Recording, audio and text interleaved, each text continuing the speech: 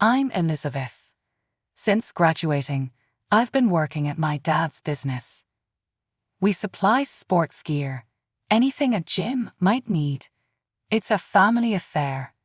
Dad started it, and I just kind of slipped into it after school. I didn't mind the numbers or the routine. It paid well, kept me close to family, and honestly, it was manageable. The night I met Harry was during our annual company party.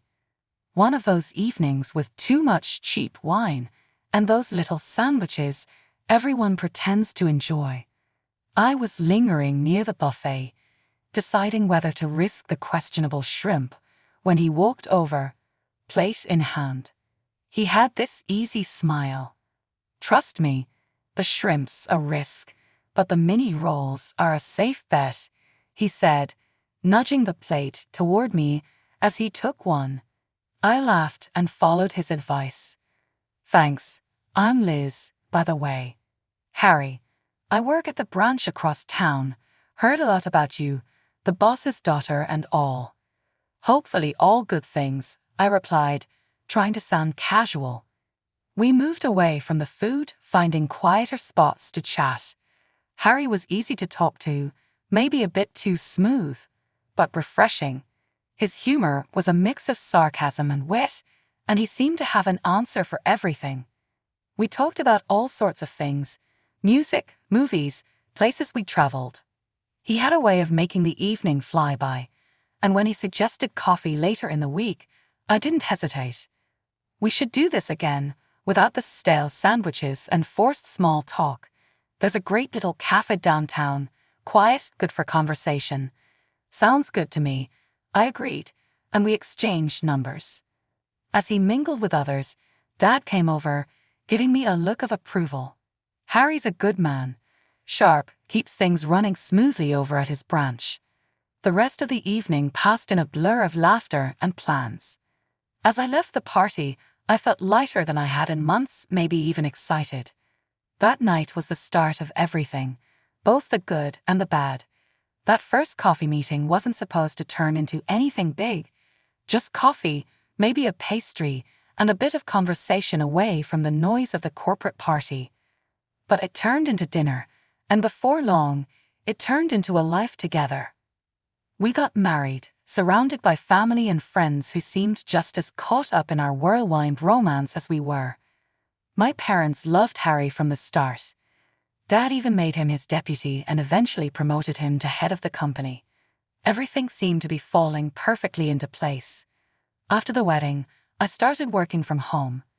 I managed the accounts from our kitchen table, surrounded by piles of papers and the hum of daily life. We thought about having kids, really dreamed about it, but life threw us a curveball. Medical reasons, the doctor said, made it unlikely. It was a hard pill to swallow, but Harry never seemed bothered by it. He just kept going, business as usual. 9 years. It feels like a long time when you say it out loud. 9 years of marriage can smooth out the rough spots, or so I thought. But things with Harry had shifted like the slow movement of tectonic plates, until one day, the gap between us was impossible to ignore. Lately, Harry had been coming home late, the scent of cologne lingering on him like a new habit.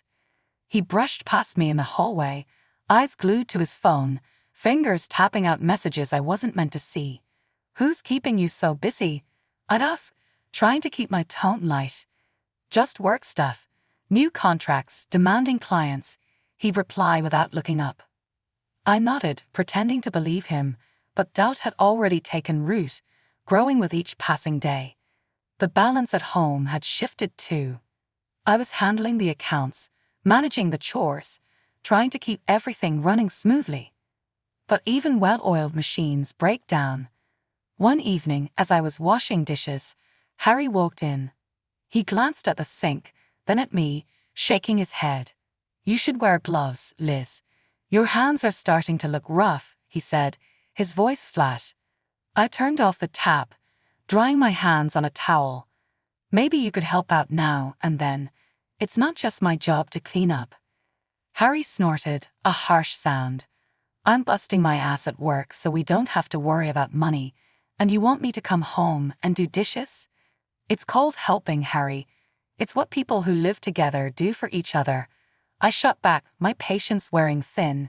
He rolled his eyes, dismissing the conversation with a wave as he headed to the living room. I don't have time for this, Liz. That phrase had become his go-to response. I don't have time. It echoed in the silences that had grown between us, filling them with an emptiness that was hard to ignore. One night, while folding laundry, I tried again. We could hire someone to help around the house. It's not about the money. You said it yourself. Harry looked up from his laptop, irritation creasing his forehead. I've told you before, I don't want strangers in our house. We're not discussing this again. It's like you don't even see how tired I am, I said, the words heavier than the bedspread I was trying to straighten. He snapped his laptop shut. You're tired. Really, Liz? You sit at home all day, and you're tired. And just like that, he was out the door, the sound of it closing behind him like the end of a long argument. Between the endless laundry, cooking, and cleaning, finding time for myself had become a luxury I couldn't afford. My appearance took a backseat, something Harry didn't miss or hesitate to criticize. You really should try to keep up a bit, Liz, he'd say, flipping through channels filled with images of polished actresses and pop stars my age or older. Look at them, they manage to look good. What's your excuse? I sighed, worn out from the same old argument. Harry, those women have teams, stylists, makeup artists, maybe even a plastic surgeon on speed dial. It's not a fair comparison. He scoffed, unimpressed. Excuses, Liz. They take care of themselves. That's the difference. His words cut deep, but what hurt more was the cold, calculating way he sometimes looked at me. Those looks had no warmth, no love, just a harsh judgment, like I was another line in one of my spreadsheets, a list of flaws to be tallied. As weeks turned into months, the distance between Harry and me grew colder than a winter draft. He was home less, and even when he was, it felt like he was miles away. I'd catch him lost in thought, his phone always buzzing quietly beside him. Sometimes he'd grab it so fast you'd think it was about to explode. Late night, I called out as he came in later than usual one evening. He paused, shoulders tense. Yeah, had to smooth over some client issues. You know how it is. I nodded, though he wasn't looking to see it. Something about his tone didn't sit right with me. His words felt too rehearsed, like he had been practicing them on the way home. A few days later, he slipped up. His phone buzzed on the kitchen counter while he was showering. I stared at it, torn. Snooping wasn't right, but the gnawing doubt wouldn't leave me alone. As I stood there, the screen lit up again, a message preview flashing briefly. Can't wait to see you tomorrow, kissed Alice. My heart sank. Who was Alice? I remembered how quickly he'd locked his phone when he noticed me nearby before. I didn't know what to do. Torn between confronting him and digging deeper on my own. That's when I made a decision I never thought I'd make. I called a detective. It felt sneaky, underhanded, but I needed the truth more than I needed to feel good about how I got it. Look, I just want to know what's going on. I think my husband's seeing someone else. I whispered over the phone, feeling like a traitor. The detective was all business. We can handle this discreetly. You'll have answers within a week. I hung up, feeling a mix of relief and dread. Knowing had to be better than wondering, right? For the next few days, I played the part of the clueless wife. Harry's late nights continued, his excuses growing thinner. I smiled, nodded, and waited. The detective's call couldn't come soon enough. The day that changed everything began with a tornado. The air was thick with tension and the ominous buzz of an approaching storm. I heard the tornado sirens in the distance, a wailing reminder that nature was about to unleash its fury. Harry had been on edge all morning, pacing and constantly checking his phone, which seemed odd given the severe weather. Hey, Liz, can you do me a favor? The weather radio's in the barn. I need you to grab it so we can keep track of the storm, Harry said, his voice sharp, more of a command than a request. I grabbed my jacket, feeling a chill that had nothing to do with the weather. The wind was picking up, howling around the corners of the house as I made my way to the barn. The sky was a bruised mix of gray and black, swirling ominously. As I stepped inside, the musty smell of old hay and machine oil hit me. I flicked on the light and started searching for the radio, but something felt wrong. The barn was too quiet. The usual creaks and groans were drowned out by the roar of the wind outside. Suddenly, the door slammed shut behind me. I spun around, heart racing, and tried the handle. It wouldn't budge. "Harry," I yelled, banging on the wood. "This isn't funny. Let me out." Through the crack under the door, I saw his shadow. He was just standing there, not moving, not helping. "Liz, listen." His voice was cold, emotionless. "I locked you in. A powerful tornado is coming. When it hits, the barn will be the first to go." My shariach dropped. "What are you talking about? Why would you do this?" "It's simple. You die in the tornado. It looks like an accident. I inherit everything. And I'm free," he said, each word sharp as a knife. I pounded on the door with both fists, disbelief and fear mixing with each blow. "You can't do this, Harry. Open the door." But his footsteps faded, the crunch of gravel under his boots growing fainter, until only the storm's roar remained. Panic surged as I scrambled around the barn, looking for anything to break the door or signal for help. The realization that Harry had planned this, wanted me gone, was a betrayal that burned hotter than my fear. Then, as the barn began to shudder with the first violent gusts, I heard another sound: barking. Mr. Thompson's dog, a scrappy little beagle named Bandit, was outside, his barks mixed with frantic whines. "Here, I'm in here, Bandit," I screamed, praying his owner wasn't far behind. Moments later, the door burst open, and there was Mr. Thompson, wide-eyed, with Bandit at his heels. "Liz, thank God." I heard Bandit barking and knew something was wrong. He shouted over the wind, grabbing my arm and pulling me into the storm. We ran together toward his house, the tornado sirens wailing a grim soundtrack to our escape. As we reached his porch, I glanced back. The barn was already disappearing into the swirling debris, a casualty of the storm and Harry's cruel plan.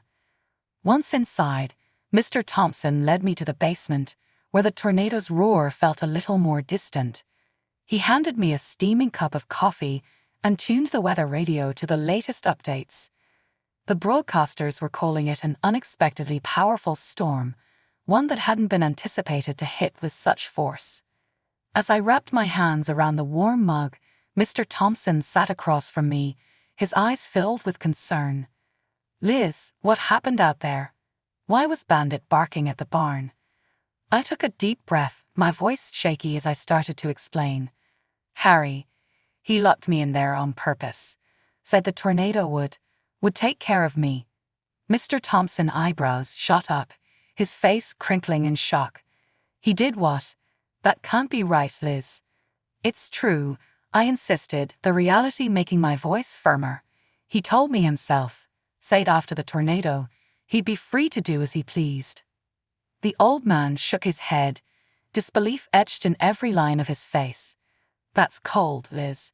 Real cold, and stupid. Did he really think he'd get away with it?"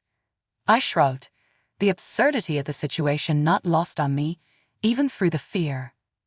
"I guess he thought the storm would cover it all up, make it look like an accident." Mr. Thompson's face went pale, and he stood abruptly, his chair scraping against the concrete floor. "We need to call the police now." He pulled out his phone, tapping and swiping, but his expression quickly darkened. "No signal. Damn storm knocked out everything. We'll have to wait it out." I nodded, the gravity of the situation settling in. Outside, the wind howled like a wild beast, relentless and furious. Inside, my mind churned with a storm of betrayal and deceit. Mr. Thompson noticed my far-off look and gently placed a hand on my shoulder. We've got a few hours before this lets up, and we can make that call. Then the police will handle Harry. He won't get away with this."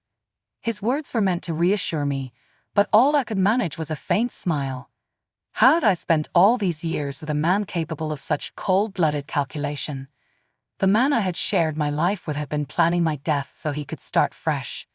The hours crawled by, marked by the steady drip of a leak in the corner of the cellar and the relentless battering of the storm against the house. Mr. Thompson made more coffee, and we sat in silence, listening to the crackle of the radio and the distant rumble of thunder. When we finally emerged from the storm cellar, the world outside looked like it had been turned upside down. Trees were down, houses damaged, and my heart felt heavy as we walked toward what was left of my home. As we approached, I saw a crowd, neighbors, emergency responders, and there, right in the middle, was Harry. He was putting on quite a performance, sobbing and clinging to one of our concerned neighbors, playing the part of the grieving husband. Seeing him like that, pretending to be devastated, sparked a fire inside me.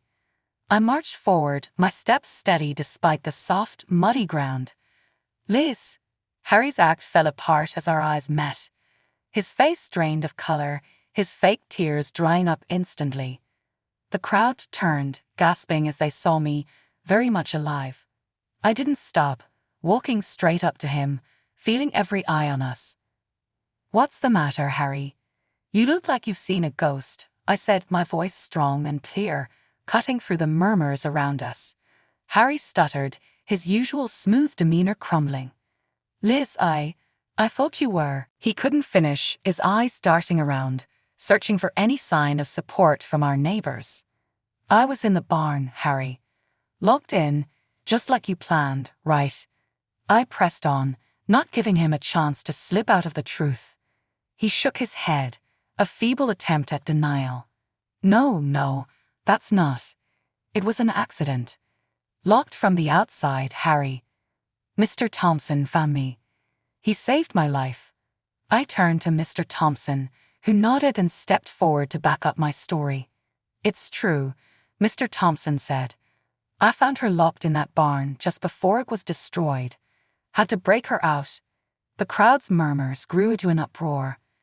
Neighbors exchanged shocked glances, their faces showing disbelief and anger directed at Harry. Seeing their doubt, I pulled out my phone. The detective had sent me proof last night, just before the storm.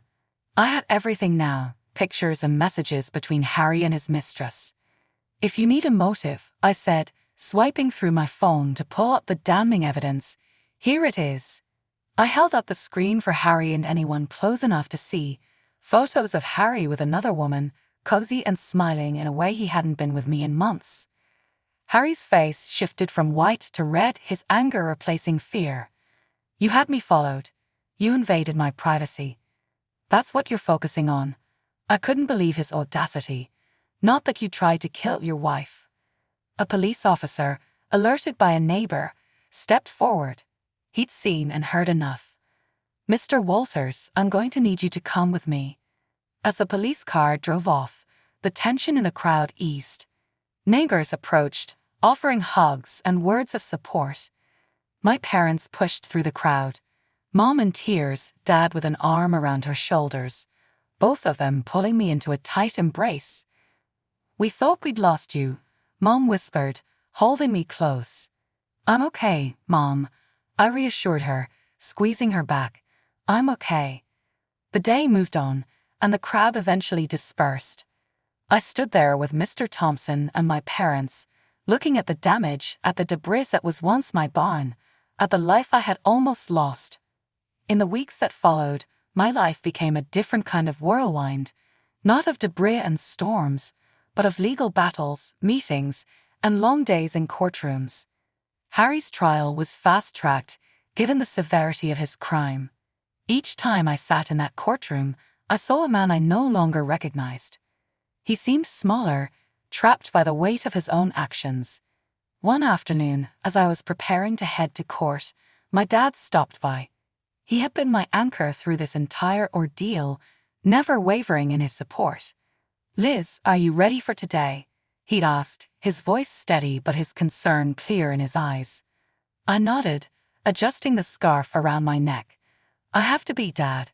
This isn't just for me. It's to show him he can't get away with it." The courtroom was packed, the air heavy with the seriousness of the case. As the prosecutor laid out Harry's intentions and actions, each word seemed to hang in the air. When it was my turn to testify, I stood, feeling the weight of every eye in the room. Harry wouldn't meet my gaze as I recounted what happened, his lawyer furiously taking notes as I spoke. The hardest part was reliving the fear, saying it all out loud in a room so quiet you could hear a pin drop. After I spoke, the defense tried to twist the story, suggesting misunderstandings and desperation. But the evidence was clear. The judge's gavel came down with finality. Guilty of attempted murder, the judge declared, his voice firm and unmistakable. The courtroom buzzed with murmurs, a mix of relief and disbelief. As the officers led Harry away, he finally looked at me. There was a plea in his eyes, maybe for forgiveness, maybe for something to cling to from the past. The aftermath of the trial felt like a quieter storm. Dad had removed Harry from the company the day after I was rescued, leaving his position vacant and the office untouched. One evening, as we were closing up, Dad said, "Liz, we need to start looking for someone to fill Harry's role. The company needs a leader." I paused, considering. "Maybe that leader should be me," I suggested, the idea taking shape for the first time. Dad looked surprised, but then his expression softened into a smile.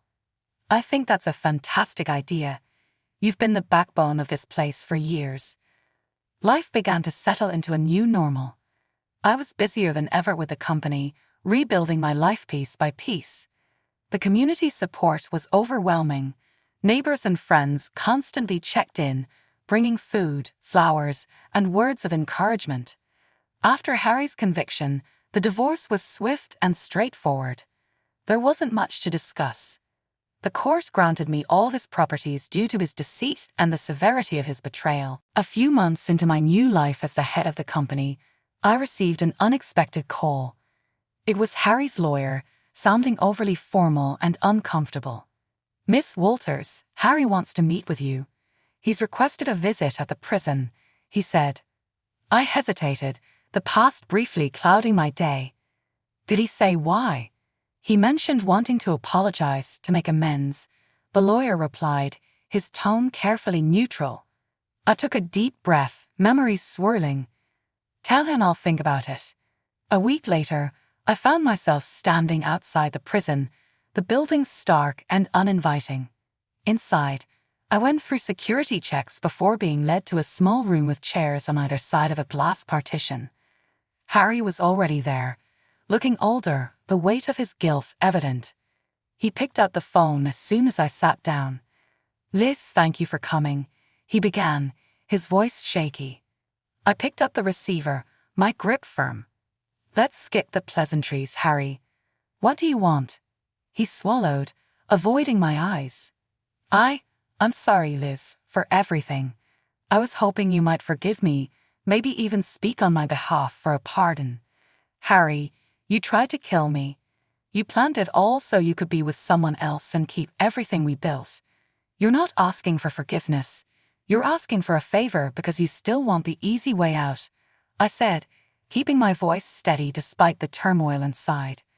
I know it's a lot to ask, but..." I cut him off, needing to end this on my own terms. "No, Harry. I came here for closure, not to offer you absolution. You need to serve your time, just like I had to endure the pain and fear you caused." His face crumpled, and for the first time, he really looked at me. There was desperation, but behind it, I saw the realization that I was no longer the woman he could manipulate. "I can't help you, Harry. I won't," I said firmly, setting down the receiver with a sense of finality. I walked out of that prison feeling lighter than I had in years. It was over. I was free, not just from Harry, but from the past's hold on me.